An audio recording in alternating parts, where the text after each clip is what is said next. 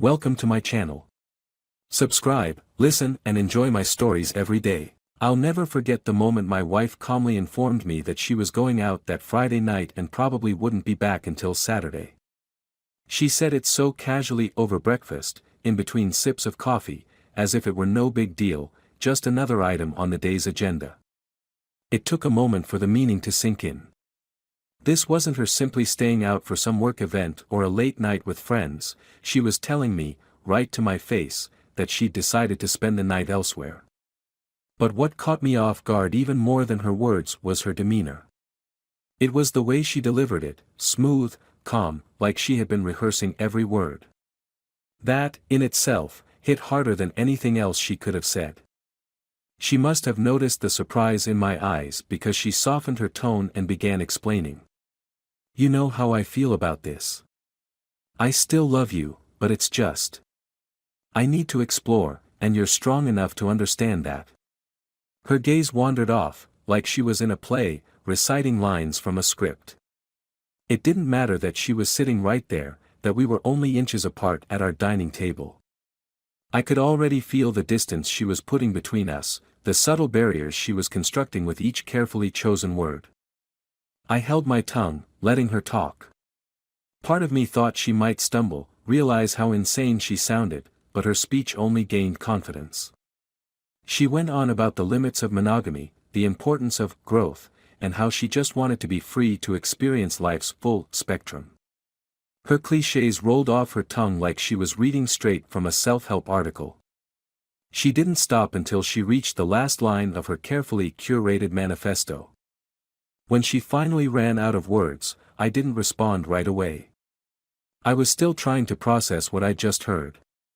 The person across from me, the woman I'd loved and trusted, was suddenly a stranger, cold and detached. And the way she spoke, as if I'd just be okay with it, was almost as jarring as the fact that she was doing it at all. She sipped her coffee and looked at me, expectant. I thought I saw a flicker of something in her eyes, like doubt, but I couldn't be sure. Maybe she was testing me, waiting for me to argue, or beg, or cry. But I wasn't about to give her that satisfaction. Instead, I matched her calm with my own and simply said, "All right. Do what you have to do." Her eyes widened ever so slightly, just enough to give away her surprise. She hadn't expected that. Maybe she thought I'd break down and beg her to stay. Maybe she thought I'd shout, throw things, make a scene. But I wasn't about to give her the reaction she wanted. In that moment, I decided that if she was going to play this game, I'd play it right along with her. She finished her coffee, setting the cup down with a controlled click, and gave me a tight, uneasy smile. "Thank you," she said, as if my calm response somehow made her decision more valid. Then she got up and left for work, her heels clicking across the tile floor, her scent lingering in the air long after the door closed behind her. As I sat there in the silence, I felt a strange mix of emotions swirling inside me: betrayal, anger, disbelief. I felt like a fool for not seeing it sooner, for believing in the life we had built together. For years, I thought we were happy. I thought we had something real. But now, I wondered how long she had been carrying around this need to explore, this sudden urge to sample everything life had to offer. Had I missed the signs? Were there hints I'd been too blind to see? The morning drifted by in a haze. I went through the motions of work, meetings, calls, and emails, but my mind kept looping back to that breakfast conversation. Her words replayed in my mind like a bad song, and with each replay, a new layer of anger and clarity began to settle in. I had let her explain herself, yes, but that didn't mean I had to accept it. Around noon, as I was tidying up my office, I noticed the folder she'd left in the corner of our closet. It was a folder I hadn't looked at in years, our prenup. I remember signing it with a casual, almost amused smile. Back then, it seemed like a formality, something to satisfy her nerves and give her peace of mind. But now, that document took on a new significance, one I'd never anticipated. I sat down at my desk and flipped through the pages, scanning the legal jargon and the sections on assets, conditions, clauses. Everything she'd insisted on before we were married, each section meticulously outlined. She had practically crafted the whole thing herself, determined to protect her interests. Now, as I read through it with fresh eyes, I saw it as a roadmap, something that would serve me just as well as it had once served her. By the time the workday ended, I had made my decision. I wasn't going to be the fool in this scenario. If she wanted to treat our marriage like an experience, like a trial period, then I'd make sure she felt every consequence of her choice. I calmly transferred the bulk of our joint funds to a separate account and went about setting up everything I'd need for what would come next. This wasn't about revenge, it was about reclaiming the respect she thought she could walk all over.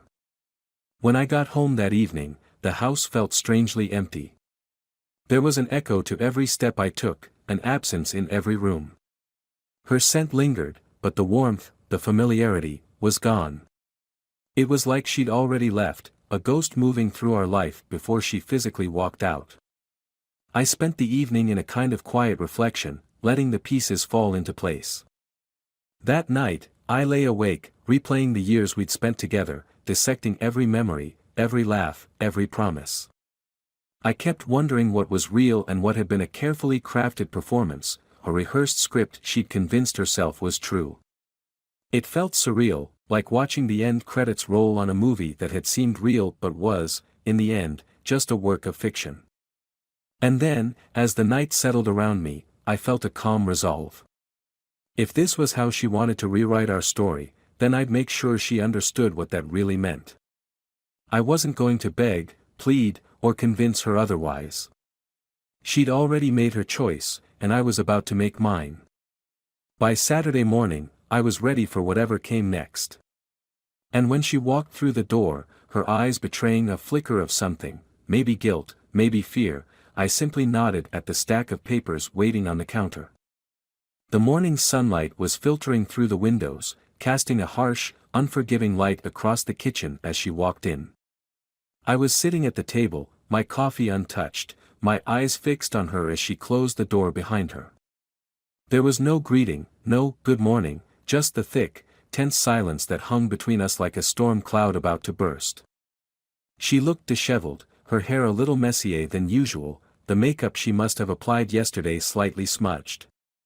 I could see her try to straighten herself out, pulling her jacket tighter around her shoulders, trying to regain that calm confidence she'd shown the day before.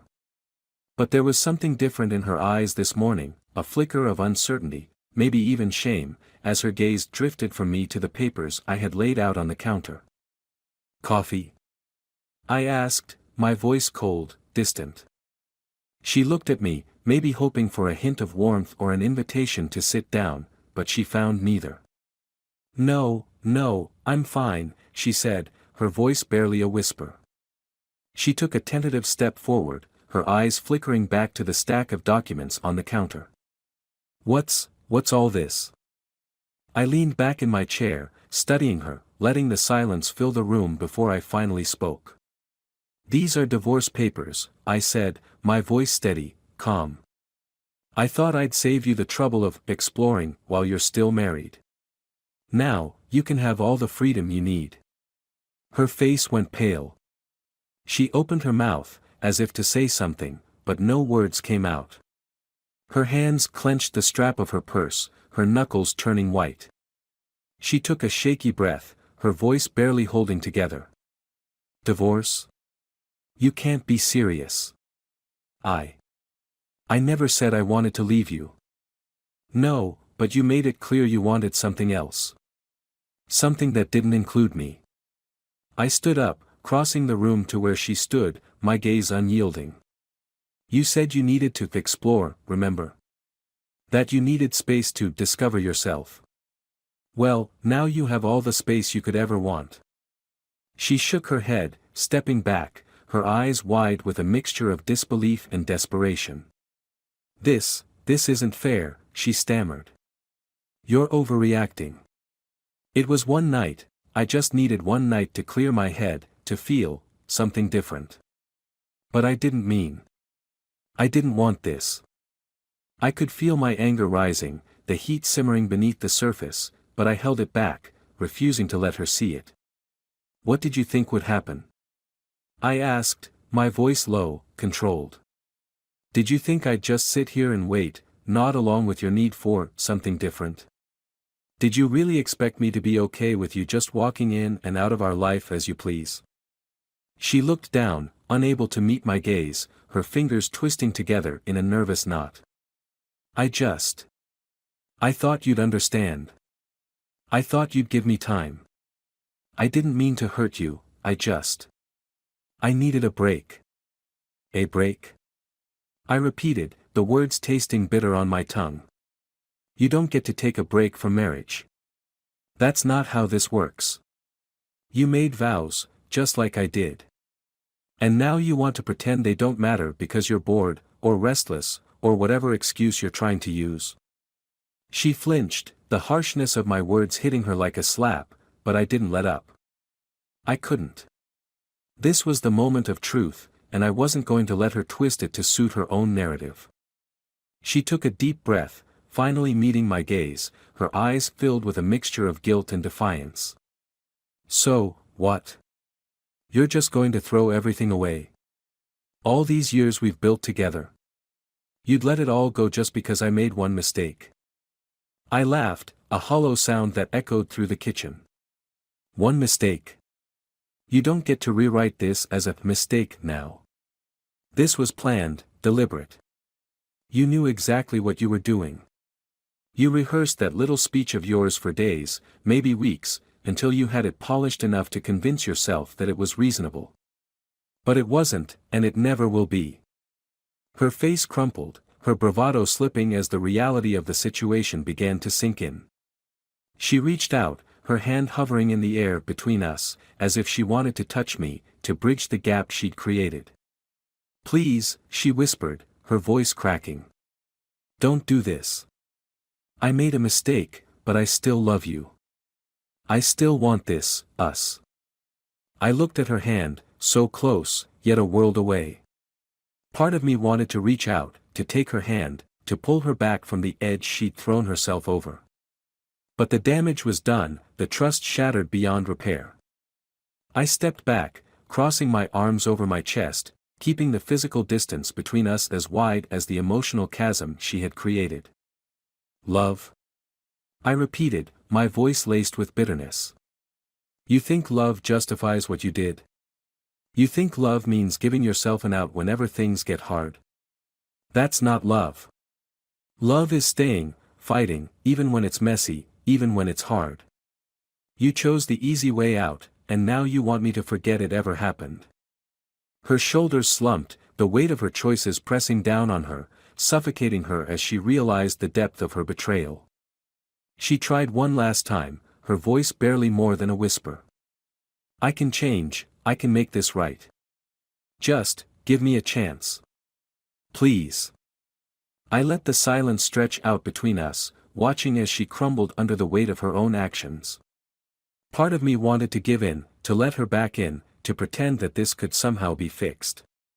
But I knew, deep down, that nothing would ever be the same. That the cracks she had created would always be there, waiting to tear us apart again. Finally, I took a deep breath, steadying myself as I prepared to deliver the final blow. There's nothing left to fix, I said, my voice steady, final. You made your choice, and now you have to live with it. She looked at me, her eyes filled with tears, her hands trembling as she clutched her purse. She opened her mouth, as if to protest, but no words came. The realization was finally sinking in, the cold, hard truth of her own actions staring back at her. She had gambled with our life, and now, she was paying the price. I walked past her, grabbing my jacket from the hook by the door. I didn't look back as I opened the door, stepping out into the crisp morning air. Behind me, I could hear her sobbing, the sound echoing through the empty house, a haunting reminder of the life we had lost. But I didn't stop, didn't turn around. For the first time, I felt free. Days passed in a blur, one bleeding into the next with the strange disorientation that comes when something major shifts in life. I moved through the house, collecting things, making arrangements, but all the while, it felt like I was hovering just above it all, disconnected from the life I had lived only a week ago. She didn't try to come back after that morning. I thought she might, but every day I returned to the same still, empty house, almost relieved by the silence that greeted me. It gave me time to think, to process the end of something I'd once thought was unbreakable. At night, though, when the quiet settled in and I was left alone with the echo of memories, our life together, the way things had been, the anger simmered again. When the doorbell rang one evening, I opened it half expecting her. Instead, there stood her brother, Derek, his expression a mix of pity and frustration. He'd heard, of course. News of our split had spread quickly through our social circle. I didn't know exactly what she told him, but the way he looked at me, I could guess that she had rewritten the story to suit her. "Can I come in?" he asked, a slight frown creasing his forehead. I stepped aside, letting him in, and we walked into the living room, both unsure of how to start. I heard about what's going on," he said finally, looking around the room, maybe noticing the little details that had already changed, the spaces left bare where her things had once been. I nodded, gesturing for him to sit down. "Yeah, it's true," I replied, keeping my voice neutral. "We're done. She made her choice."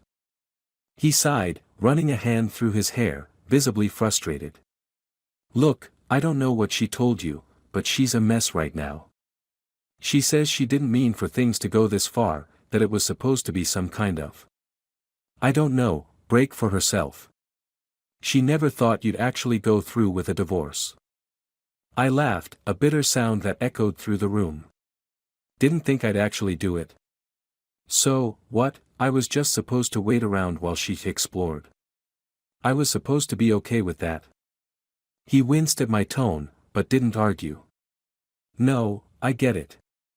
I'm not defending her actions, believe me. I'm furious with her for putting you through this. But she's family, you know. She's my sister, Anne. I just thought maybe you'd want to talk to her, give her a chance to explain herself." I could feel the familiar anger rising again, pushing back against the part of me that still remembered the woman I'd fallen in love with, the life we'd shared. But that life felt like a distant memory now, a dream that had been shattered in the harsh light of reality. "I gave her a chance to explain herself," I said quietly, remembering that surreal morning in the kitchen. "She made her intentions perfectly clear. And as much as I wanted to pretend that we could fix this, I know we can't. Not after what she did." Derek looked down, nodding slowly. "I understand. But she's not handling this well. She's been staying with me, and she's not herself. I've never seen her like this. She told me she'd do anything to make it right, that she'd change if you gave her another chance." I looked at him, really looked at him, and saw the hope in his eyes, the hope that I would be the one to fix this, to make things easy again. But I wasn't the one who had broken it, and I wasn't going to be the one to piece it back together. "She'll have to learn to live with her choices," I replied, my voice firmer than I felt. "This isn't my responsibility to fix. She made her decision, and now she has to live with it." Derek sat in silence, struggling to find the words, but in the end, he just nodded, maybe finally realizing the depth of what had happened. He got up, giving me a reluctant handshake before leaving, the sound of the door closing behind him a final, heavy punctuation. That night, I lay in bed, staring up at the ceiling, feeling a strange emptiness settling over me. For so long, she had been my partner, the person I shared everything with. And now, that space beside me felt like a canyon, a reminder of everything that had been lost. But there was also a strange relief, a sense of closure that came from knowing that I had taken control of my life, made a decision for myself. Over the next few weeks, I busied myself with finalizing the divorce papers, arranging for separate bank accounts, and slowly beginning to reclaim my life. The sting of betrayal lingered, but every day, I felt a little lighter, a little more certain that I had made the right choice. The house was quieter now, but it was a quiet I had earned, a peace I had fought for. One afternoon, I received a message from her, a long, rambling apology that she had clearly labored over, filled with pleas for forgiveness and promises to change. But as I read through her words, I felt nothing. No anger, no sadness, just a detached sense of finality. She had made her bed, and now she was finally starting to understand what that meant.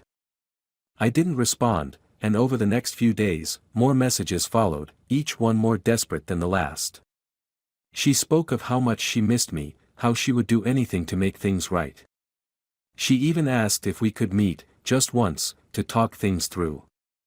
But I knew that meeting her would only reopen wounds I was trying to heal.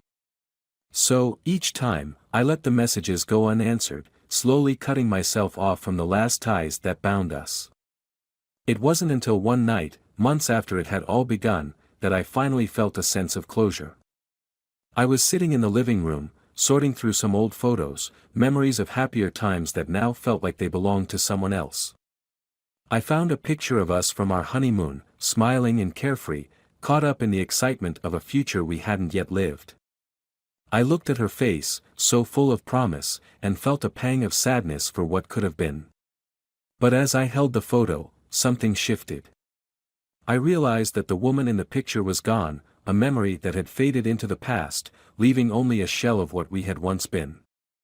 I set the photo aside, standing up and walking to the window, gazing out at the darkened street.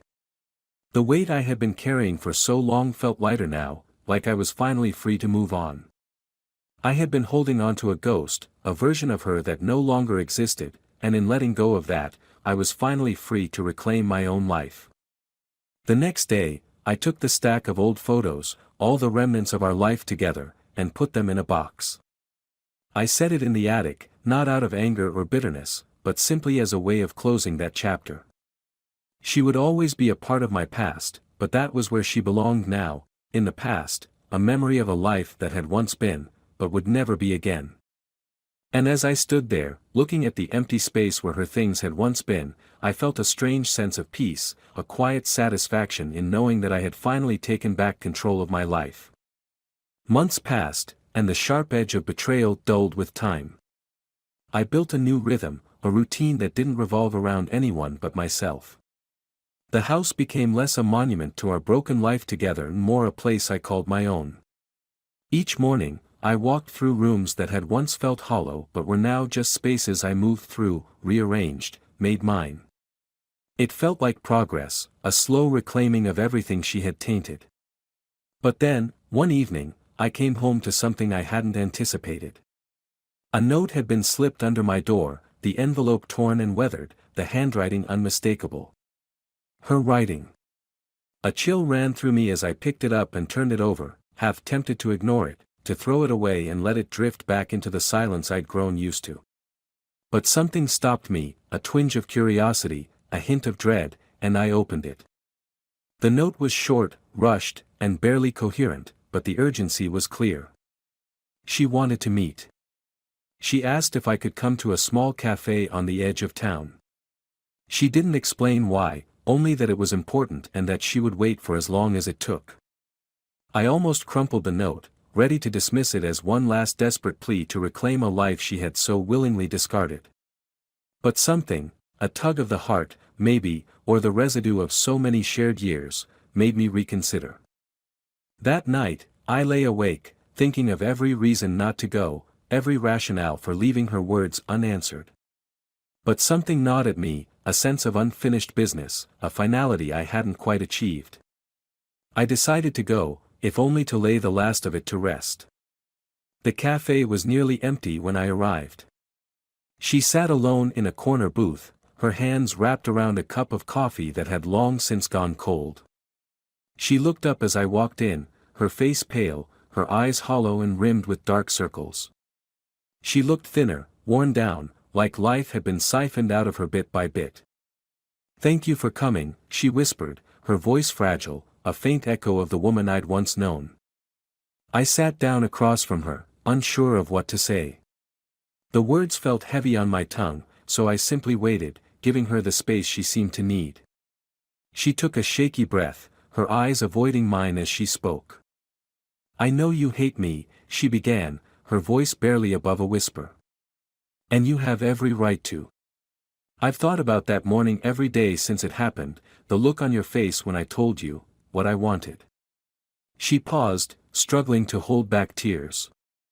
I was selfish. I know that now. I was so sure I could have everything, my freedom, my independence, and you. But I ruined it. I ruined us. I said nothing, letting her words wash over me. They were words I had needed to hear months ago, but now they felt hollow, too little, too late. I didn't call you here to ask for forgiveness, she continued, her voice trembling. I know I don't deserve it. I wanted to tell you why. Why I acted that way. Why I threw us away. She looked up, meeting my eyes for the first time, and I saw something there I hadn't expected, fear. Deep, consuming fear. She reached into her bag and pulled out a small bottle of pills, setting it on the table between us. I glanced down, confused, as she began to speak again. A month before that morning, I went to the doctor. I hadn't been feeling well, had been losing weight, feeling tired all the time. I thought it was just stress or maybe some bug. But, her voice cracked, and she took a deep breath to steady herself. It wasn't. I have stage 4 pancreatic cancer. It's terminal. They gave me months, maybe a year if I'm lucky. I stared at her, the weight of her words sinking into me like lead. The world seemed to shift around us, the bustling cafe fading into a blur as her confession settled in. I felt a strange numbness, a disconnect between her words and the reality they represented. Cancer. Terminal.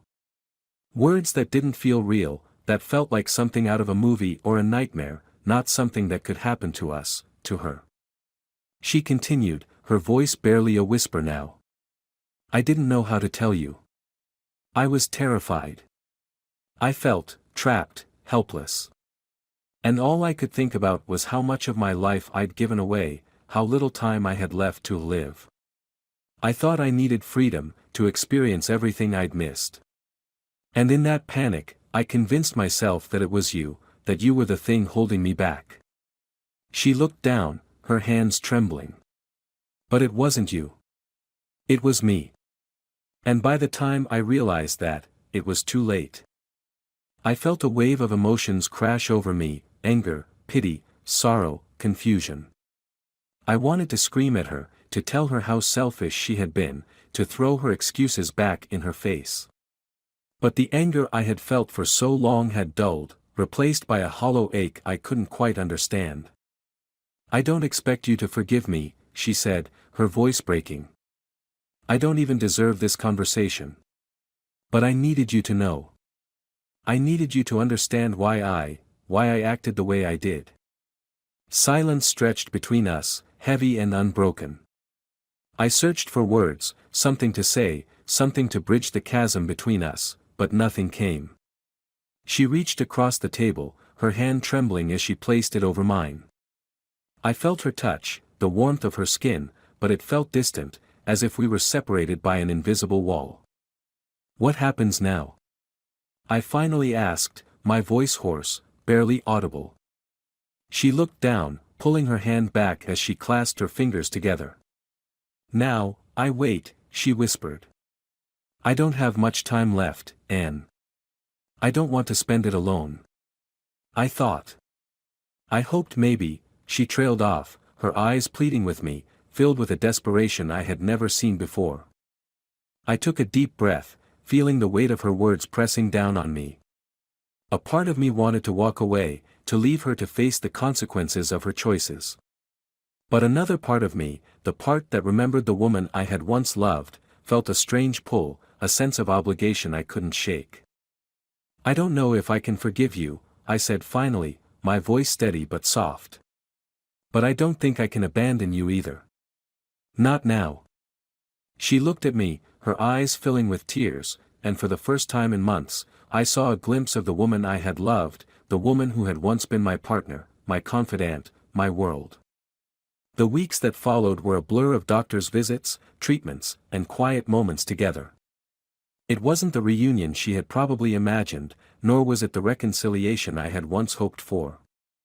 We were two broken people, bound together by the weight of her illness and the fragments of a life we had once shared. I stayed with her until the end, caring for her as best as I could, watching as the life slowly faded from her eyes. And when she finally slipped away, her hand in mine, I felt an emptiness I hadn't anticipated, a sorrow I couldn't fully comprehend. I walked out of that hospital room, leaving behind the woman who had been both my greatest love and my deepest betrayal. And as I stepped out into the night, alone once again, I realized that I was free from the anger, the resentment, the pain. But the freedom felt hollow, a bittersweet release that left me with nothing but memories of a life that could never be reclaimed. In the end, we had both lost everything. And as I walked away from the hospital, I knew that the scars of her betrayal, and the weight of her illness, would stay with me, a silent reminder of the life we had both destroyed in our search for something more.